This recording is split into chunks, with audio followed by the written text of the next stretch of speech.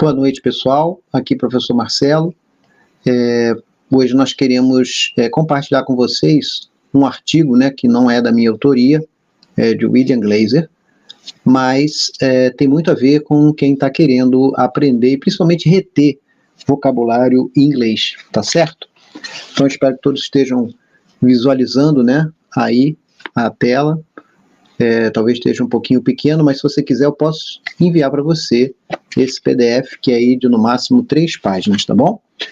Bom, então, como todos sabem, eu sou professor de inglês já por um bom tempo, né? Pelo menos mais de 10 anos, quase 15 anos aí aproximadamente. Então, nós vamos ver aqui como nós podemos aprender vocabulário em inglês e reter vocabulário, certo? Que essa é a nossa meta. Quem já não passou por isso, né? Ficar ali estudando horas a fio, inglês, e depois não lembrar ou não reter quase nada. Então nós vamos dar aqui algumas dicas, né? De como podemos fazer um estudo mais efetivo, tá certo? E isso é preciso que nós tenhamos o quê? Estratégia. Então, primeiro, a gente tem que saber como funciona o nosso cérebro.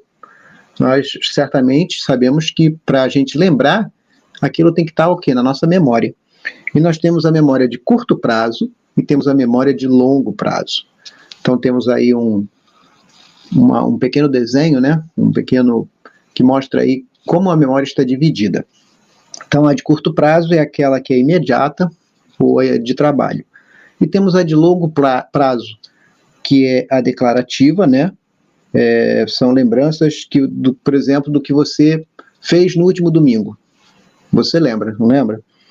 Temos as não declarativas, que, por exemplo, é aquela que você faz e nem sabe como. Por exemplo, aprender a dirigir. Acho que todo mundo teve que passar por uma autoescola, né? Mas hoje em dia, você senta no carro, liga a chave e não fica pensando, né, que tem que passar a primeira, passar a segunda. Aquilo vai automaticamente. E ainda temos a memória semântica, que não está aí nesse gráfico, né? Por exemplo, as coisas que a gente aprendeu na escola, quem descobriu o Brasil e por aí vai. E temos também as episódicas, né, que podem ser, por exemplo, uma autobiografia, tá certo? Acontecimentos, casamento e assim por diante.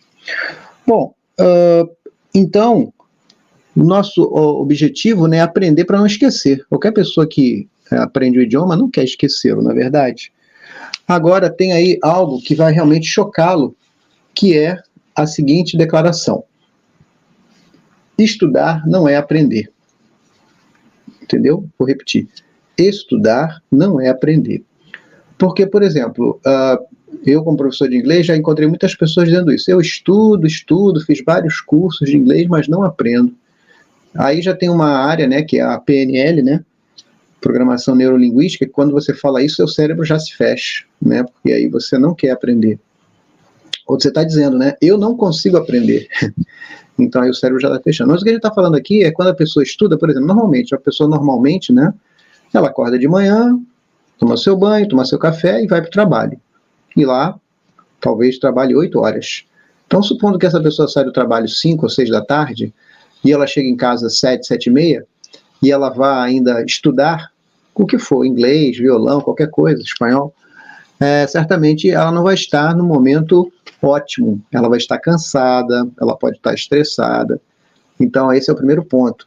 Se você estiver nessa condição, o seu estudo não vai render e talvez você não aprenda. Provavelmente não aprenderá.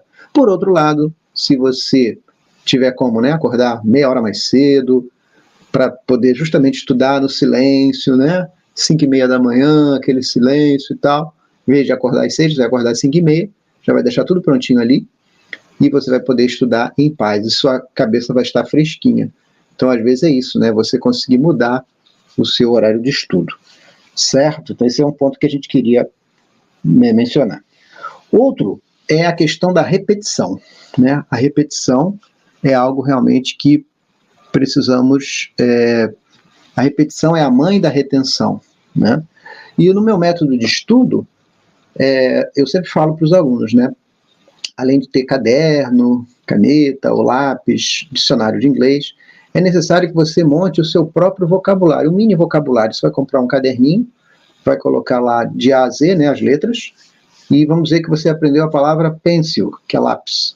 Vai lá na letra P, vai escrever pencil igual a lápis. Mas não só isso, você precisa contextualizar isso. O que é contextualizar? É você criar uma frase com essa palavra, porque senão você vai esquecer. Então, você pode escrever I love my pencil, eu amo meu lápis, my pencil is black, meu lápis é preto, I prefer, I have 5 pencils, eu tenho 5 lápis, né? Então é importante, essa é uma máxima, né? If you don't use it, you lose it. Se você não usar, você vai esquecer. Então não é só para ficar anotando palavras desconexas, não. Lápis, caneta, borracha, régua, isso é importante. Eu até faço isso com os meus alunos, né, lá do primário, mas o mais importante é que cada palavra nova você saiba como usá-la, né? Então, se você aprender uma palavra nova, crie pelo menos 3 frases ali mesmo, né, no seu mini dicionário, ou então no caderno, né, se você tiver um caderno grande. Aí você vai anotar a matéria e você vai ter um caderno menor. Eu não tenho um exemplo aqui, né, mas, entendeu? Um caderninho menor, onde você vai anotar só vocabulário. E no caderno grande, você vai anotar as frases com esse... do que a gente está falando. Agora que eu mudei a página, né? Você estava falando de uma coisa ali, falando que estudar não é aprender, embora pareça, né? Então falamos aí dessa teoria, né, do William Glaser, da repetição. E outra coisa que nós precisamos ter em mente é que tipo de pessoas somos. Por exemplo, tem pessoas, já reparou, que às vezes fala com você e fica te tocando, fica te cutucando, né? Então podemos caracterizar essa pessoa como uma pessoa sinestésica. Já tem pessoas, e eu me incluo entre essas, que são pessoas visuais, né?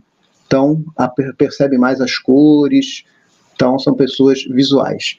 E tem as pessoas auditivas, aquelas pessoas, né? Hoje em dia é muito comum a gente ver pessoas com fone de ouvido, né? Geralmente escutando música. Então, e o inglês tem que trabalhar com essas capacidades aí, né? De leitura, escrita, audição, né? Áudio e também, enfim, são 4 competências, né? Ler, ouvir, falar, né? Que é o que eu estou fazendo aqui, estou me comunicando, e escrever. Tem algumas que são ativas e outras que são passivas. As ativas é exatamente essas, falar e escrever.